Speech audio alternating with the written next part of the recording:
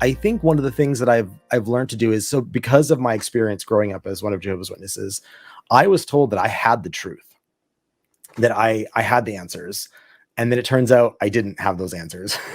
And that was really hard. That was really hard for me to go through. I know we're not going into my whole leaving story today, but like the whole leaving process was extremely difficult for me. And part of that was like the shock of having to have your entire worldview collapse, and having to kind of refigure out everything from the ground up. And so because of that, I'm kind of hesitant to really latch on to different ideas or news stories that happen.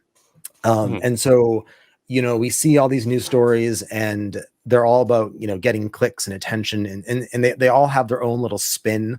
And so the sort of thought that I've come up with is that I kind of have this open file system where I see people expressing opinions, or I see a news article or just a title of a news article. And I'm kind of like filing that away. And not that I'm like taking on that opinion, but I'm just filing it away, and that I'm aware that this is an opinion that exists, or this is a perspective that exists. I'm not necessarily marrying myself to that idea. I do have ideas. I do have beliefs. I do have ideas that I'm passionate about. But I feel like so much of what happens online or in the world is it's like impossible for me to really verify what's happening. And like sometimes there's drama that happens, and we hear about the drama, and then we never hear the resolution. Like we heard about this drama, but like, was it true?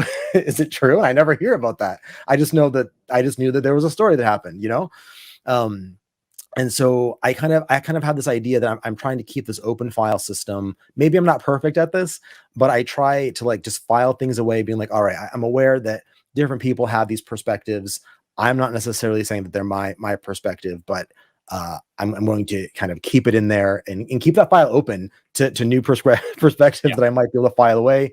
And I feel like sometimes when I've had conversations with people about difficult or like contentious topics, sometimes, at least in real life, I'll be like, well, this perspective exists. What do you think about this perspective? As opposed to being like, you're wrong. This is, so I try to avoid that. And I also like, I'm not super confident on some of the perspectives that are expressed, or some of the news stories. Like, again, there are things that I am passionate about and that I do believe strongly about, but a lot of them, I feel like I can't really be certain.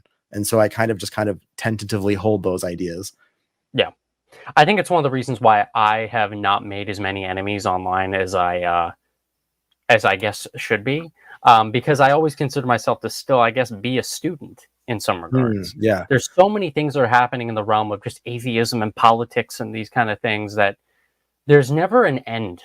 There's never a full resolution. I got started in politics and atheism stuff 10 years ago, and I almost feel mentally, and this is how draining politics is, I almost feel like an old man, because I've already been through so much, but retained so much,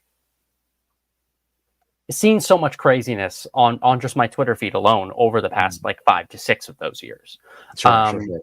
You go through quite a bit, and that quite a bit is just through like internet counterculture things, volunteering for certain projects. It's just crazy.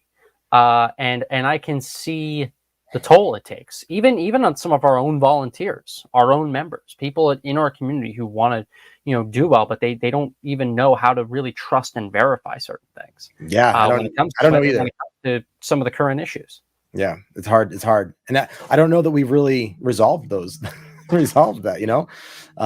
like it just as a culture or something. I don't know what the answer is.